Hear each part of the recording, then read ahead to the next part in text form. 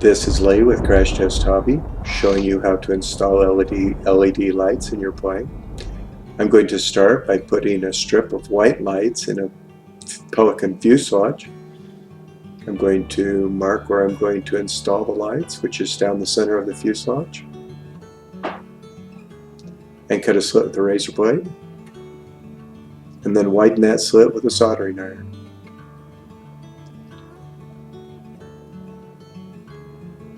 I like to have two different lighting setups in the plane so that if one fails, I'm not in the dark and still able to see my plane. The advantage of using white lights is you can put a piece of colored tape over the top and it will change any color. But if you put colored lights, it doesn't work. The razor blade will cut the tape and also the laminate if you're adding them after the plane is built, and allows you to get some space to slide the lights in. In this particular case, I'm putting the lights on their side, not aiming them straight down. This dims the lights slightly so they're not brighter than the wing, and it's also a lot easier, and I tend to be lazy when I do this. If you point the lights straight down, they can be very bright and even leave a white spot on the ground from some distance in the air. As you can see, I'm now making a hole for the electrical wires to get to the battery. And I'm going to feed those wires up through.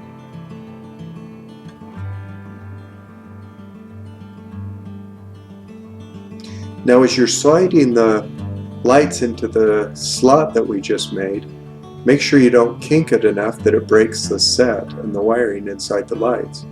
I'm now trimming it to length, then I'm going to peel the backing off. One thing you also have to be careful of is when you put LED lights in a plane, you're adding a lot of weight behind center of gravity, and it can force you to add more weight to the nose of the plane to compensate for the weight of the lights in the tail. I very gently work the lights into the slit, trying not to bend it too much. Once it's in there and there's laminate over the top, it's pretty indestructible. And you'll notice I did fold the last lights over. I could have folded the strip I trimmed off over if I would have wanted to, but I'm just trying to save weight at the back of the plane.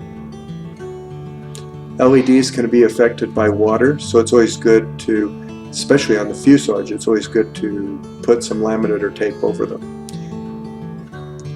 They're also sensitive to heat. But now I'm going to show you the fuselage. Notice how one side is brighter than the other, but up in the air you can't tell the difference.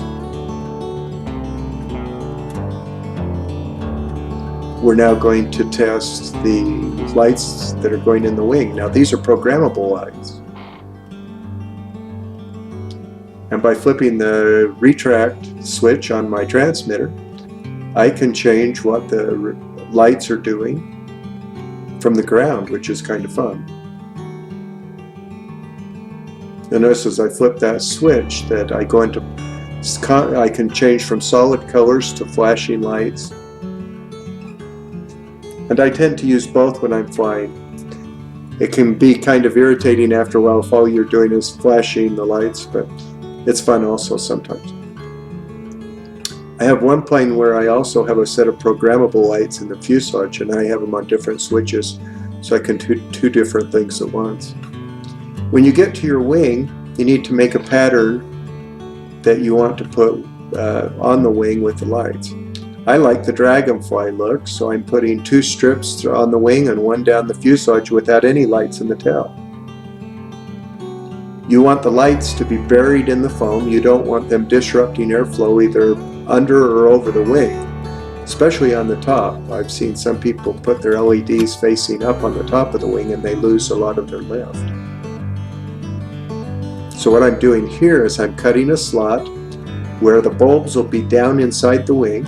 There will be no lights on top of the plane. The light will actually glow up through the plane, and you'll see the one set of lights from both the top and the bottom. You can see along the strip of the programmable lights that there's a joint where you can cut the lights in into pieces. Those joints will take solder like this, and they are a little bit hard to solder. You need a very clean soldering iron with a fine point, and it also helps to use a little flux, but the solder does stick individually to those copper connections. You can see that there's a cord here to plug into the receiver, and also another cord where I've put a plug that will go onto the balance plug of the battery. Now what I do is I'm not gluing the lights, I'm gluing the backing to the lights, and I'll put a little glue along both edges of the slot, put the lights in place, and just press them in and hold them there until they cool.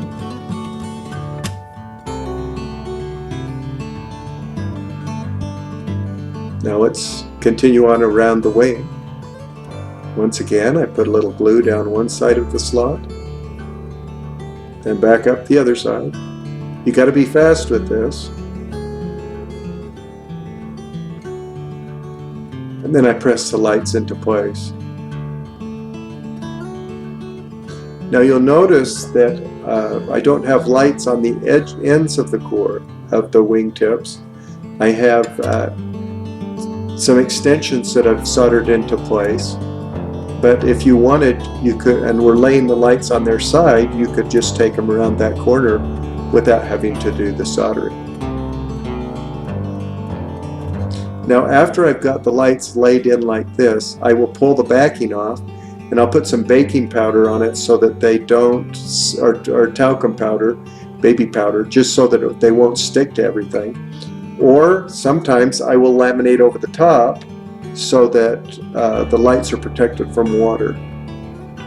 It also keeps them clean and they last longer. And you can see I started to peel the backing. I don't think I showed the backing being peeled in this video.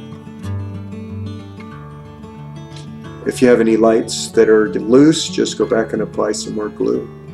Now here's what the wing will do as I test the different programs. And this is a Pelican wing, a Pelican fuse. It is an aileron wing. There are 9 flashing and solid cut patterns that you can change and choose in flight. And you'll notice I put 2 strips of black tape on the bottom of the wing. This is so that when the wing is, when I'm looking at the top of the plane, I can tell top from bottom. So even from a long distance away, those 2 black stripes are my key that I'm looking at the bottom of the plane. And you'll notice that when I flip the lights on, it makes my camera adjust for the lights that are in the room, but here's some of the different functions of the lights.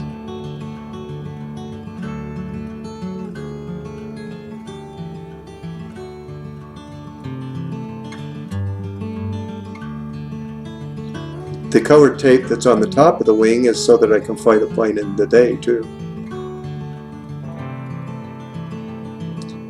But you can choose 4 or 5 different solid colors, and then you can choose fade ins and fade outs, or slow flashing and fast flashing.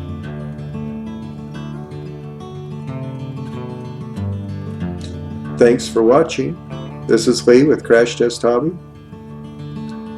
Enjoy your plane.